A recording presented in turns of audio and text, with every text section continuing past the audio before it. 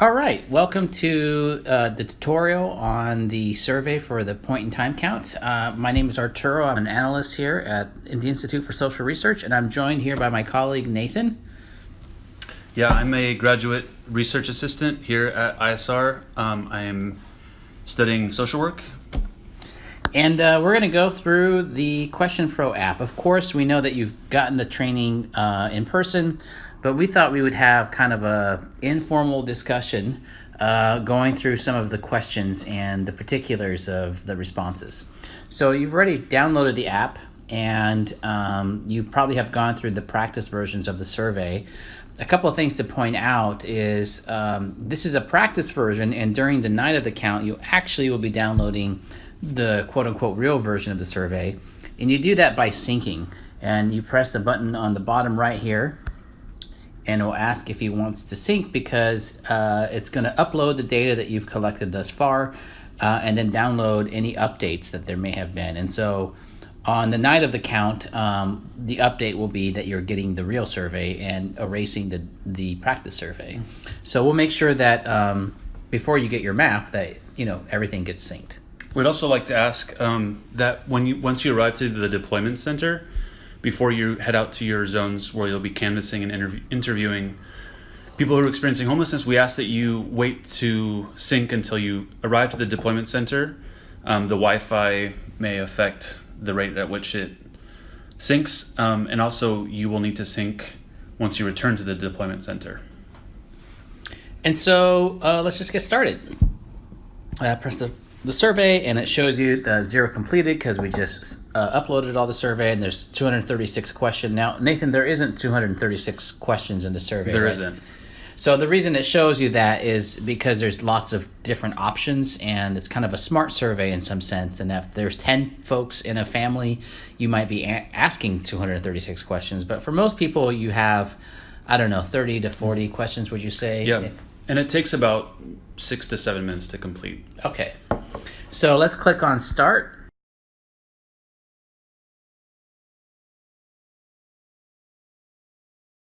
And the first thing it asks you is your zone. And so this is going to be the mapped area that you're going to go to and that you'll be assigned at the night of the count. Of course, we don't know what that is, but we're going to just go ahead and put in a random number or word letter at the moment.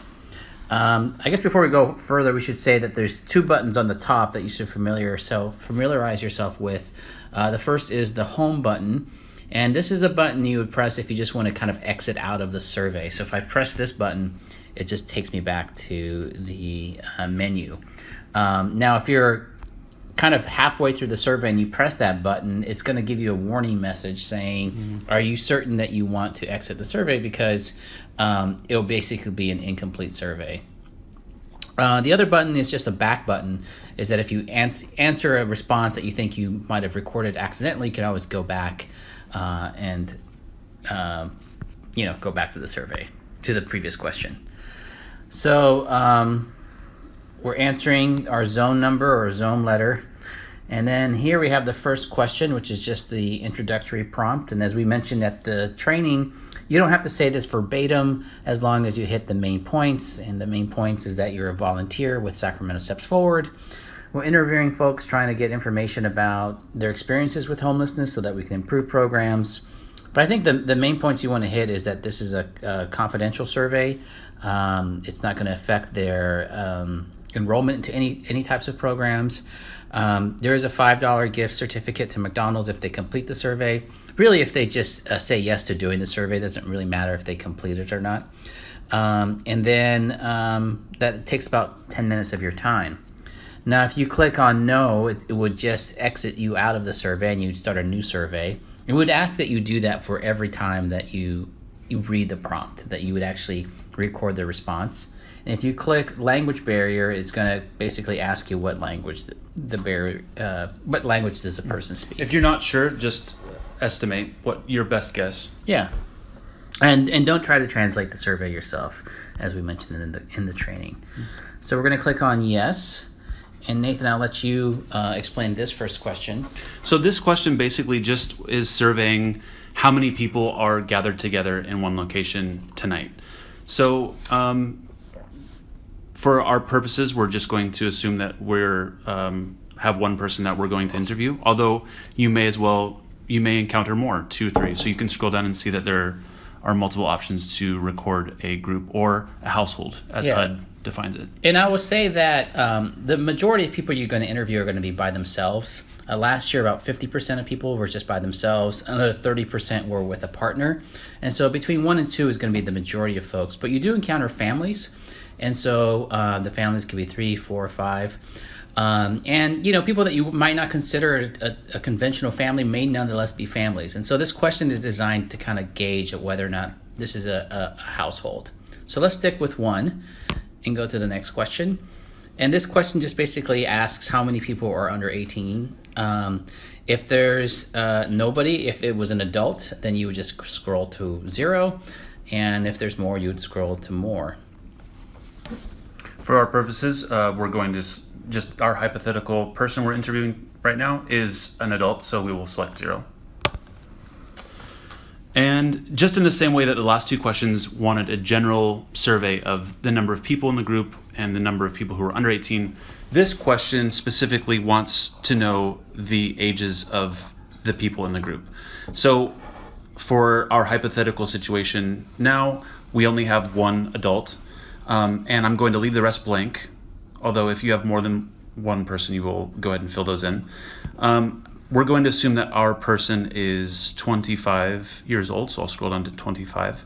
Now, there is one caveat to this question, as you can see in the prompt here, and I'll explain the difference in type in a second, that if the person is unwilling or not comfortable giving their exact age, this question asks you to give an estimate. So if you scroll all the way to the bottom, past 99, you can see that there's 3 options to estimate: under 18, 18 to 24, and over 25. So I'm going to go back up to 25.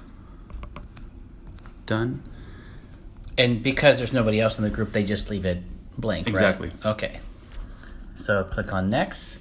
Now it's not really a question, this is just a prompt. And as Nathan, I think, was going to tell you in a second, is that if it's in italics, that this is just a prompt you don't say. And so this is really for you, is the head of household under 25.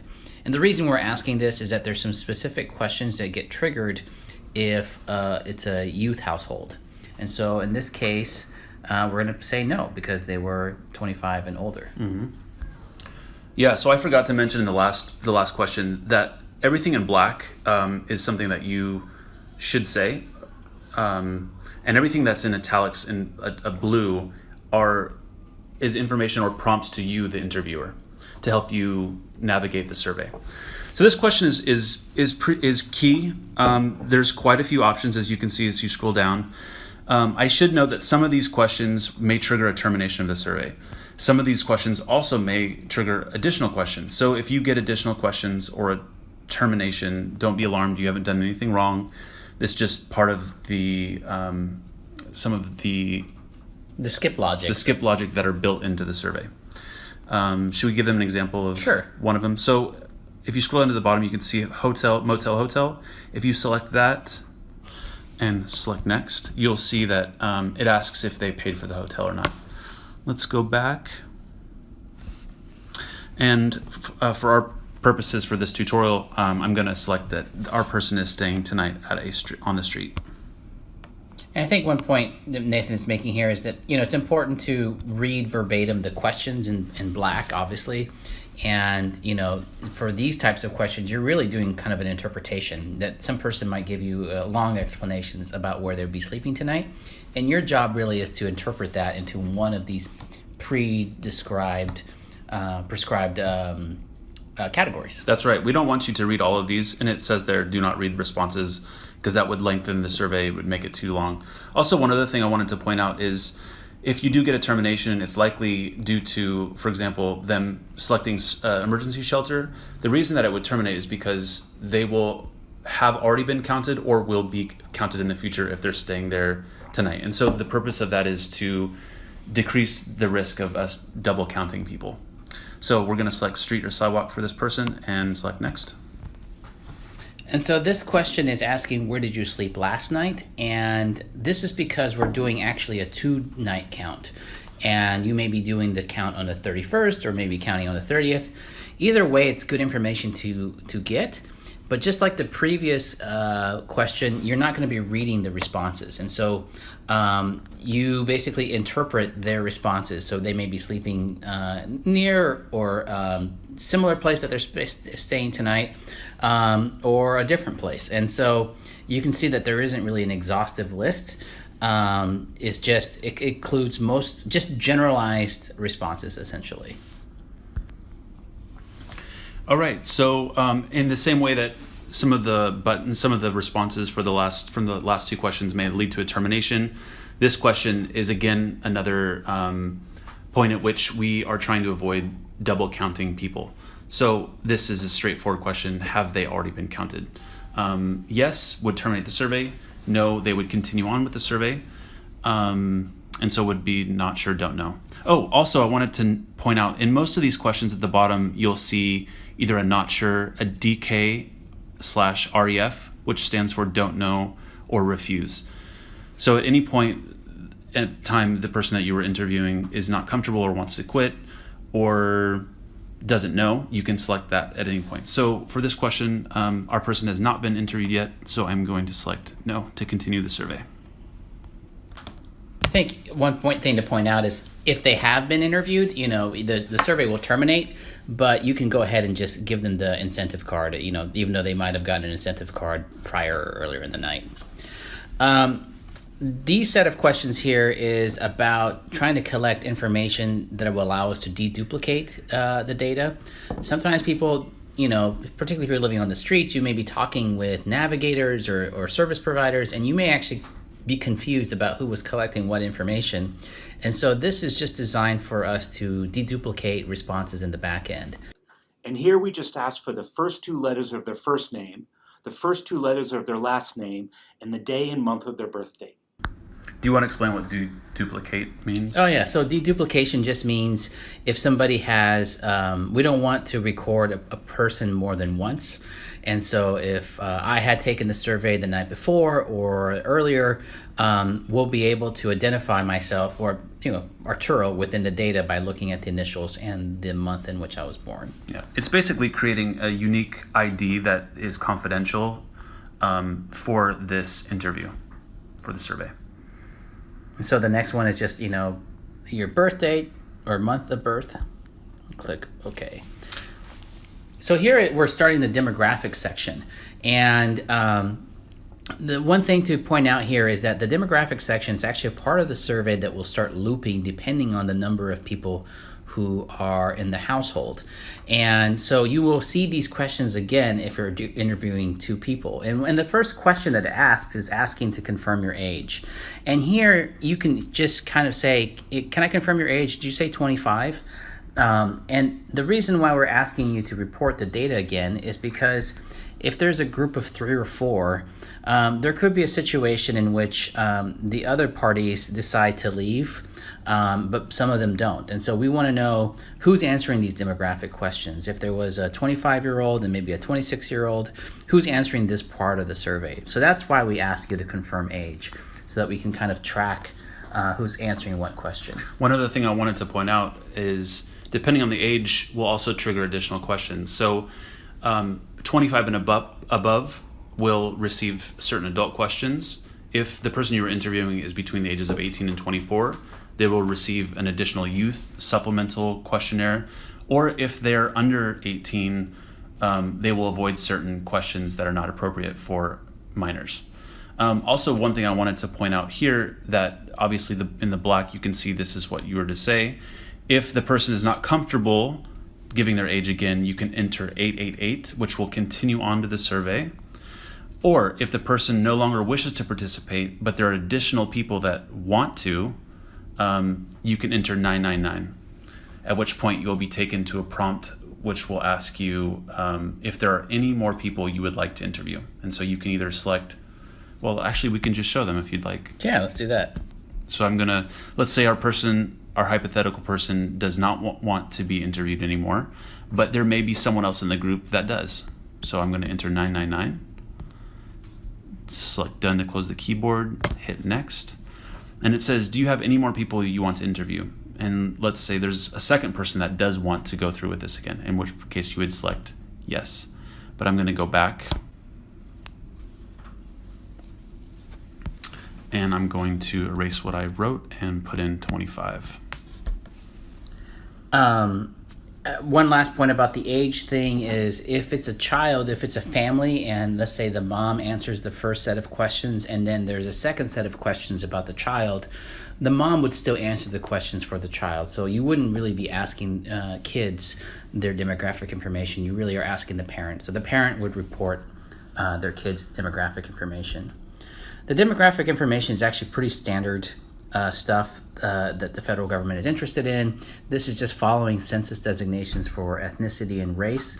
And so you just ask, are you Hispanic or Latino? It's yes, no, don't know, or refused. And then what is your race?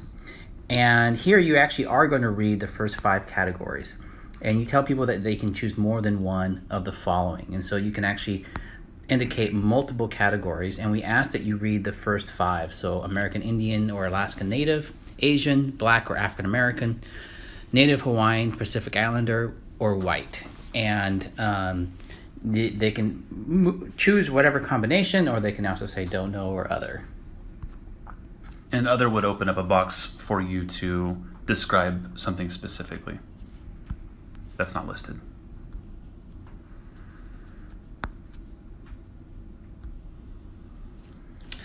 How long have you been homeless this time? So this is asking about this current period of homelessness that this person is experiencing. How long have they been homeless? Not in their entire life, but this current period. And you can enter it in terms of days, weeks, months, or years. So however the respondent is providing this information, though they may say something like, oh, it's been about 2 months and 2 weeks. And so you have to interpret that into one metric. So if they said 2 months and 2 weeks, I would put down 2.5 months. Actually, they wouldn't even necessarily need to write months just to save time because we've already selected months. Yep. So 2.5 would be sufficient. Or they could say something like 6 weeks. If they say half a year, you're either going to put 0.5 years or you're going to put 6 months. And then this question is this your first time homeless? So it's either yes or no. And again, this will trigger some additional questions depending on how you answer that.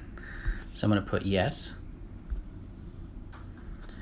Actually, let's say they say no, because there's actually some additional questions that get asked about that.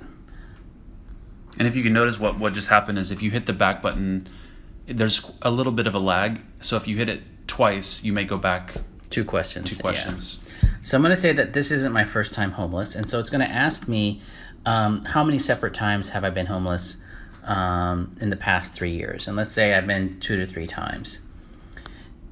And then it's going to ask me, if you add up all the times you've been homeless in the last 3 years, how long would that be? And the reason we're asking these additional questions is because HUD is interested in understanding how many people fall into a status that they call chronically homeless. And that is both an answer that has to deal with the length of time that somebody has been homeless, but also some of the challenges that they may be confronting in terms of health and well-being, which are asked at the end of the survey. But just to see if they are at least are falling within the designation of chronic homelessness, just in terms of time, it asks how many episodes and then asks for the respondent to add up all those times. And so let's say that the person may say, well, during the last 3 years, I don't know, 2 years, and then you would write in, just like for the previous answer, you would write in one response, you choose the metric, and you type in 2. Or they may say something like 6 months, at which case you would write 6 months. But as Nathan says, you don't actually have to write the months, as you just select the metric that you want to report, and it records it easily like that. Or you can say the entire time. I've been homeless the entire 3 years. So for these next questions, these are what we would consider sensitive questions. And the reason it is because we're asking not only their gender, but also their sexual orientation. As you can see, here is gender, and the next question will be sexual orientation. And the reason that these are sensitive is because we don't want to out someone who's in a group. Maybe they are trying to conceal their identity because it's maybe unsafe for them to be open about certain things like this. So at this point, the prompt is asking you to pass the respondent, the person you were interviewing, a card, at which point that they can signal with their finger discreetly the best answer. That is if they're not comfortable saying it out loud. And so this question is, which of these best describes your gender? And so as we've already said, or we've already read, that you're going to pass them a card, and they can show you with their finger, or they can say it out loud. So for our purposes for this tutorial, I'm going to select a male. And we'll just say that he felt comfortable saying male out loud, although if he had chosen to, he could have showed me with his finger on the card. And I think it's important to, to ask these questions in a straightforward way, but to be open with whatever the respondent chooses to provide. It's important to make people feel safe when you're asking these questions, and not to show judgment. Particularly if people say a category that you may not be familiar with. Similarly, sexual orientation is also a very sensitive question. These questions actually don't get asked of people under 18, but they do get asked of anybody who's an adult. And here, there's also going to be a card, which will show you these 4 categories. And again, the respondent can verbalize it, or they can just point to it, or they can prefer not to self-describe. And as you'll be in groups, and so if you are interviewing someone who is alone, we ask, as I'm sure this will be covered in the training, that to try to separate yourself somewhat from the rest of the people in the group, so that you can have that sense of confidentiality when asking these sensitive questions. So I'm clicking here, prefer to self-describe, and so people may think that these categories does not account for them, and so they may have their own response, and so you could write it down here, or they could say that they prefer not to say.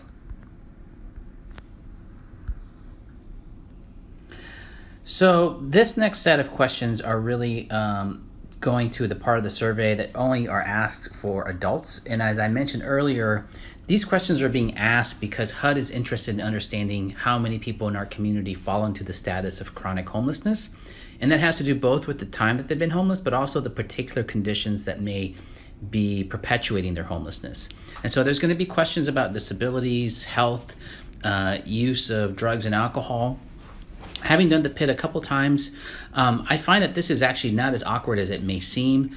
If you are respectful with folks and explain to them that you're just going to ask yes or no questions, and that they just point to a sign, or they can say yes or no, that if you're not awkward about it, most people won't feel very awkward answering these questions. They can of course say don't know and choose not to report it, but I find it's best just to be pretty straightforward and just read these questions almost with a flat affect. And so, do you have any disabilities, physical or mental disabilities? And then you have examples like mental learning disabilities, ADHD, autism, developmental delay. One thing I wanted to note, that the reason that we pair these questions with the last sensitive questions that were sexual orientation or gender is because on the flip side of the card will be a yes or no. And so in the same way that we don't want to break confidentiality or out people for these sensitive questions, they can also show with their finger a yes or no if they're not comfortable saying them out loud, if there's more than one person in their group, or if they're just don't want to say it in front of other people. And so it says you can see that these questions actually scroll down, and because I didn't answer all of them, so these are just, you'll scroll down as you're answering them. There's a question about alcohol and drug use, question about ongoing medical conditions, questions about mental health or psychiatric emotional conditions, questions about PTSD and stress. And I would just say that most of these questions are actually required by HUD for us to ask them, even though they they seem rather intrusive sometimes. And then, it's one thing for a person to report these conditions, but do these conditions actually contribute to this person from holding a job or living in stable housing? And this is a question that comes directly from HUD. And so it's asking the respondent to not only self-identify with these conditions, but make this judgment call about whether it's contributing to their homelessness. That's right. And so the based on the responses that you entered for the last 4 or 5 questions, if you select yes for this question, based on your answers to the last questions, will trigger an additional question specific to the responses that you entered previously. So, for instance, if you entered yes to alcohol or non-medical drug use, and you say yes to this, as far as like, do any of these situations that we've just discussed keep you from holding a job, you will be asked a specific question as a follow-up. So, for instance, we selected yes to multiple questions, and so this says, do you feel alcohol or drug use keep you from holding a job or living in stable housing? And so they either answer yes or no. They may say no to one thing, but they may say yes to another thing. And so this will allow us to identify what specific condition is linked to their homelessness. Of course, this is all self-reported, so there might not be accurate, but it's a measure that is currently used for these issues.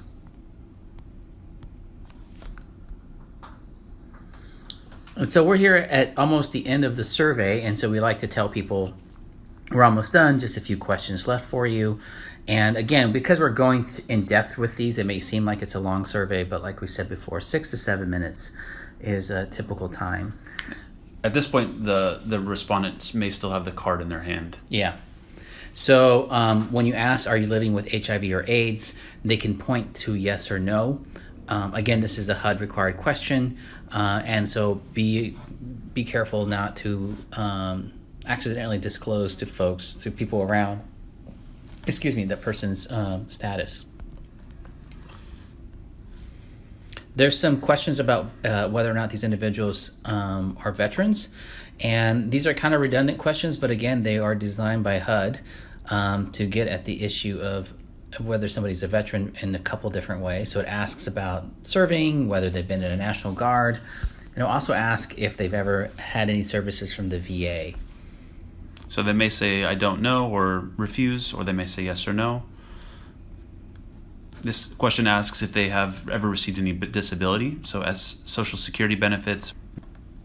This is a new question that HUD added this year about domestic violence. HUD has asked about domestic violence before, but it created this phrasing this year. Are you experiencing homelessness because you're currently fleeing domestic violence, dating violence, sexual assault, or stalking? So it's important to ask the questions just as it's stated here. And if you feel like this person isn't able to answer this question, if you feel that you can't ask this question, just given the environment, you can just go ahead, did not ask, and click on safety concerns. And so I think this is more in the context of if there's a partner situation, you don't feel like you can ask this question, that is okay. That's a really good point.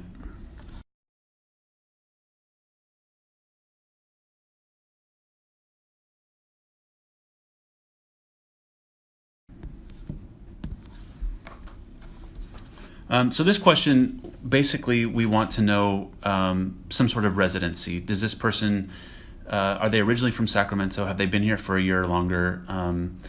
2 of these responses will trigger additional questions, specifically relating to the Butte fire, or if they were experiencing homelessness before they arrived to Sacramento. And so these additional questions will be triggered for the resident for 6 to 12 months or recently arrived. So I'm going to select recently arrived, so we can see these additional questions. And this one is, we really want to see if people have been impacted by the Butte fire. And so that's, if they've recently arrived, they could very well have been affected by the Butte fire. And so let's say in this case, no, they weren't. But before they moved to Sacramento recently, maybe they were experiencing homelessness before they arrived. I think one last point about those 2 questions is that people may have a kind of a extended explanation about their relationship with Sacramento County. And again, your job here is to kind of interpret their responses to the four responses that we have here. And so it takes